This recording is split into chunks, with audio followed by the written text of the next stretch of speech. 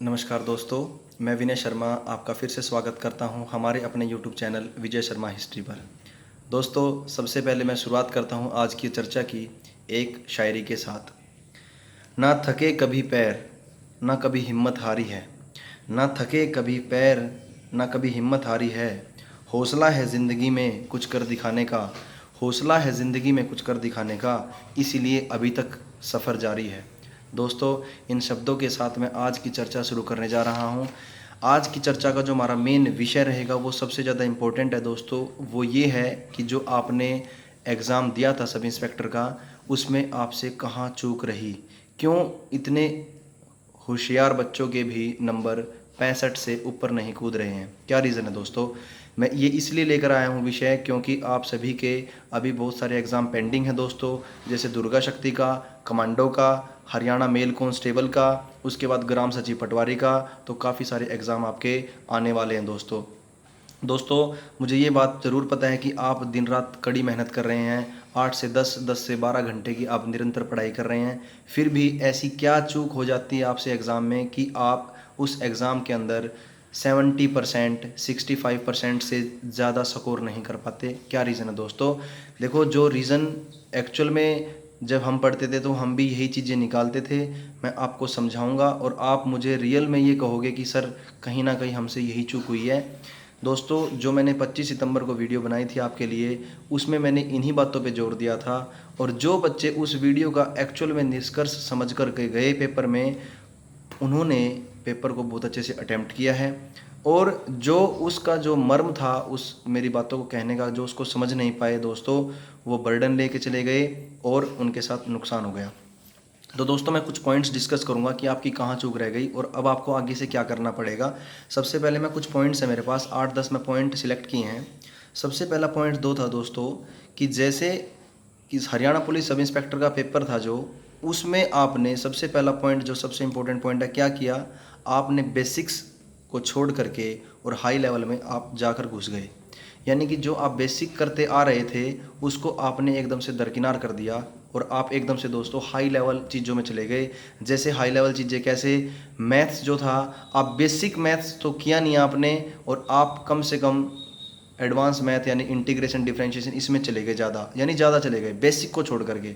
ठीक है, उसमें चलो ठीक है जाना चाहिए था, बट आप बेसिक्स को बिल्कुल दरकिनार करके चले गए। ये आपकी आज तक की सबसे बड़ी भूल थी दोस्तों। यानी कि बेसिक्स को कभी भी आपने नहीं छोड़ना। पेपर के अंदर 75% आपका बेसिक से ही आता है दोस्तों हमेशा। ठीक है जी। दूसरा पॉइंट सुनो, रिवीजन के समय में जब आप रिवीजन का आपका टाइम था तो आपने कई सारे जो जाल थे आपके सामने बिछे हुए थे, अब उनका शिकार हो गए। अब वो जाल कौन से थे दोस्तों कि मैं और ज़्यादा और ज़्यादा और ज़्यादा कैसे करूं, यानी कि मैंने ये भी कर लिया वो भी कर लिया, अब इससे भी ज़्यादा क्या करूं। तो यानी और ज़्यादा और जार के इस मायावी जाल में आप फंस गए। रिवीजन के टाइम में होना तो ये चाहिए कि जो हमें अच्छे से आता है उसी के ऊपर फोकस किया जाए, एक्स्ट्रा की चीज़ों में नहीं पढ़ना दोस्तों। क्योंकि 100% नंबर लेने वाले एग्ज़ाम में कोई भी नहीं होता दोस्तों। हमेशा जो सिलेक्शन होता है वो 70% से ऊपर के बच्चों का होता है। भाई ये नहीं है कि भाई आप 100 के 100% नंबर ले आओगे, ऐसा कभी नहीं होता। ठीक है जी। तीसरा पॉइंट मेरा ये था कि पुराने एग्ज़ाम को देख करके आप हिंदी इंग्लिश और रीजनिंग को आपने बिल्कुल ही पराया बना दिया दोस्तों। और इस वजह से ही हिंदी भी, आसान आई हुई हिंदी भी आपको ले बैठी। रीजनिंग के आसान क्वेश्चन भी आप ये सोच करके नहीं कर पाए कि यार ये सब इंस्पेक्टर लेवल का एग्ज़ाम है, कभी मैं ना कर पाऊँ, यानी इतना आसान क्वेश्चन कैसे आ गया। ठीक है, तो आपने ज़्यादा सोचना स्टार्ट कर दिया। ठीक है, हिंदी इंग्लिश रीजनिंग जैसे सब्जेक्ट्स को आपने तवज्जो नहीं दी, इस वजह से आपका बहुत बड़ा नुकसान हो गया दोस्तों। ठीक है, अगला पॉइंट ये है कि पेपर के समय एक ही कंटेंट की एक से ज़्यादा वीडियो देखने लग गए आप। जैसे कि पुलिस संबंधित वीडियोस आपने बहुत ज़्यादा देखी हैं दोस्तों। आईपीसी सीआरपीसी एक्ट्स आपने इतने कर दिए जितना कि कोई वकालत के लिए भी नहीं पड़ता दोस्तों। ठीक है, जो चीज़ आपकी 4 या 5 क्वेश्चन आने चाहिए थे उसके लिए आपने इतनी बड़ी बड़ी मैराथन क्लास, 10-10 घंटे की मैराथन क्लास, सारे एक्ट्स आपने कर दिए। यानी कि कहने का मतलब है करने भी चाहिए थे, मैं ये नहीं कहता, बट दिक्कत ये है कि पेपर के समय में आपने एक कंटेंट को अगर आप एक जगह से देख रहे हो दोस्तों, तो आपने और ज़्यादा करने के चक्कर में उसी कंटेंट की कई सारी वीडियो देख डाली, जिससे दिमाग पे प्रेशर तो आना ही था। ठीक है, और जो करंट अफेयर्स हैं, आपने किसी भी एक या दो चैनल को यूज़ ना करते हुए आपने हर एक चैनल को खोज दिया इस दिन इस चीज़ के लिए, वो आपका नुकसान बन गया, क्योंकि आप एक चीज़ पर नहीं टिके रहे। अगला पॉइंट मैं लेके चलता हूँ कि भाई पेपर के जब समय में आप अपने शरीर को बिल्कुल भी नहीं देखते कि भाई मेरा जो शरीर है, मेरे शरीर को, मेरे दिमाग को भी तो कुछ एनर्जी चाहिए, यानी कि खाना पीना छोड़ देते हैं और बस पढ़ाई पढ़ाई पढ़ाई। यानी कि दोस्तों ये आपको नहीं करना है। पेपर के समय आपने खाने पीने पर ध्यान ना दे करके सिर्फ हर वक्त पढ़ाई, हर वक्त वीडियो, आंखों पे जोर देना, हर वक्त आपके दिमाग में सिर्फ ये था कि हाय मेरा ये पेपर कैसे होगा, ये कैसे होगा, वो कैसे होगा। ठीक है जी। अगला पॉइंट मैंने देखा कि आपने बहुत सारे बच्चे पेपर देने से पहले ही ये अनुमान लगाना स्टार्ट कर दिया कि भाई मेरे तो EWS में 5 नंबर मिलेंगे, मेरे इतने नंबर मिलेंगे, मेरे तो ये मिलेंगे, मेरे तो वो मिलेंगे। यानी कि ये पूर्व अनुमान भी आपको लेकर बैठ गया, क्योंकि आप उन नंबरों के एक्स्ट्रा नंबर होने के चक्कर से आप अपने पेपर को अच्छे से नहीं दे पाए। जितना आपको पेपर में करने की आशा थी, आप उस आशा को पूरा नहीं कर पाए दोस्तों। यानी कि जो पूर्वानुमान आपने अंकों को लेकर लगाया वो बिल्कुल सरासर आपका गलत निकला। ठीक है जी। अगला पॉइंट, पेपर से एक वीक पहले आपने लोगों की राय लेना स्टार्ट कर दी कि भाई कट ऑफ कितने पर जाएगी, फिजिकल कितने पे आएगा, पेपर हाई आएगा, लो आएगा। ठीक है भाई, मैं कितना स्कोर करूं कि मेरा नंबर आ जाए। यानी पेपर हुआ नहीं, और दोस्तों आपने यूट्यूब के ऊपर, गूगल के ऊपर ये सर्च करना स्टार्ट कर दिया कि भाई कट ऑफ क्या जाएगी। दोस्तों एक बात बताओ, बिना पेपर के आप कैसे बता सकते हो कट ऑफ इतनी जाएगी? तो दोस्तों ये सबसे बड़ी मूर्खता होती है हमारे स्टूडेंट्स की, कि पेपर किसी चीज़ का हुआ ही, जो चीज़ हुई ही नहीं तो उसके बारे में पूर्वानुमान कैसे लगा सकते हैं आप दोस्तों। ठीक है, तो ये बहुत बड़े पॉइंट बने हैं जो कि आपके आसान पेपर के अंदर भी, यानी कि मॉडरेट लेवल पेपर के अंदर भी जो बच्चे, इंटेलिजेंट बच्चे भी 65 प्लस से ज़्यादा स्कोर नहीं कर पाए, मैं उनकी कमियां गिना रहा हूं दोस्तों। ये कमियां रियलिटी में रहती हैं, हमारी भी रहती थी, हमने सुधार किया, सुधार करे हैं जब आज यहाँ आए हैं। ठीक है, तो आप भी सुधार करोगे तो दोस्तों अभी वक्त बहुत ज़्यादा है, आपके बहुत सारे एग्ज़ाम हैं, तो सुधार करो आप हर चीज़ में। तो पेपर से पहले आपने लोगों की राय लेना स्टार्ट कर दी, जो कि एक विद्यार्थी के लिए सबसे नुकसानदायक होता है कि सलाह लेना पेपर से पहले, और वो भी ऐसी चीज़ों की जिसके कोई सर पैर नहीं होता। अगला भाई, पेपर से पहले अपने आप को दूसरों से असहज महसूस करना। भाई जैसे कैसे ऐसा सहज महसूस करते हैं, मान लीजिए मॉक टेस्ट देते हैं पेपर से पहले मॉक टेस्ट देते हैं, तो दूसरे से पूछते भाई तेरे कितने नंबर बने। अगला तो कहेगा ही भाई मेरे 80 से ज़्यादा बने हैं, क्योंकि कोई नहीं चाहता कि अपनी कमी कोई किसी के आगे बताना नहीं चाहता। उसी से डिमोटिवेट आपने होना स्टार्ट कर दिया कि भाई पेपर से 2 दिन पहले एक मॉक टेस्ट उसने भी दिया, मैंने भी दिया, मेरे तो 50 नंबर बन रहे हैं, उसके 80 नंबर बन रहे हैं, तो मेरा कहाँ से सिलेक्शन होगा। दोस्तों ये जो धारणाएं थी, ये आपको हमेशा पेपर में ले डूबती रहेंगी। अगर आप यही थिंकिंग के साथ पेपर देने जाओगे, तो यही कमियों के साथ पेपर देने जाओगे, तो कभी ज़िंदगी में आपके पेपर्स नहीं निकलेंगे। आपको अपनी कमी सुधारनी है। ठीक है, और मेरा जो ध्यान है ना दोस्तों, सिर्फ ये कमी पकड़ने पर है कि भाई ये कमियां ठीक हो जाएं, क्योंकि आप 8 से 10 घंटे तो पढ़ते ही हो, पढ़े हुए क्वेश्चन भी नहीं कर पाते। रीज़न मैंने आपको गिनवा दिए हैं। ठीक है, और देखो, पेपर से पहली रात को ग्रुप में रहना स्टार्ट करना, ये मैं सबसे बड़ी मूर्खता मानता हूँ अपने विद्यार्थी जीवन की। भाई आप एक बात बताओ, जब आपको ये पता है कि मेरा कल पेपर अम्बाला में होने वाला है या मेरा कल पेपर महेंद्रगढ़ में होने वाला है, क्या करते हैं हम? सुबह सुबह निकलने की कोशिश करते हैं, बसों में जाते हैं, परेशान जाते हैं, पेपर के अंदर दिमाग ख़राब हो जाता है, सफ़र में थक करके दिमाग ख़राब हो जाता है। कुछ लोग मिल जाते हैं हमें बैठे बैठे साइड में, उनसे बातें करना स्टार्ट कर देते हैं, भाई तेरी कैसी तैयारी हो रही है, ठीक है, तुझे क्या लग रहा है पेपर कैसा आएगा। तो दोस्तों ये एक विद्यार्थी जीवन को, मेरी बात ध्यान से सुन लो, इस बात पे फोकस करना, कभी भी जीवन में पेपर हो आपका, हमेशा पेपर की जगह पर एक दिन पहले पहुंचना है, अकेले रहना है, ग्रुप में नहीं रहना दोस्तों। अकेले जितना रहोगे पेपर से एक दिन पहले, उतना जीवन में आप कामयाब होगे। क्यों? उतना अपना माइंड रिलैक्स रहेगा, आपकी मर्जी, आप पढ़ो ना पढ़ो, क्योंकि जितना ग्रुप में रहोगे, ग्रुप के बंदे रात को पता नहीं आपको क्या क्या बोलते हैं, और वही चीज़ हमारे दिमाग में छप जाती है, और उसी का नुकसान हमें पेपर में देखने को मिलता है दोस्तों।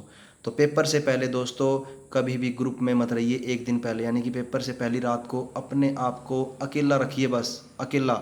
उसके लिए चाहे आपको होटल के अंदर 500 रुपये का कमरा भी लेना पड़ जाए दोस्तों, ये बात ध्यान रखिए। आज तक हम भी इतने पेपर दिए, हमने ये चीज़ हमने नोट करी कि हम हमेशा उस बच्चे से बचते थे जिसका सेम एग्ज़ाम था।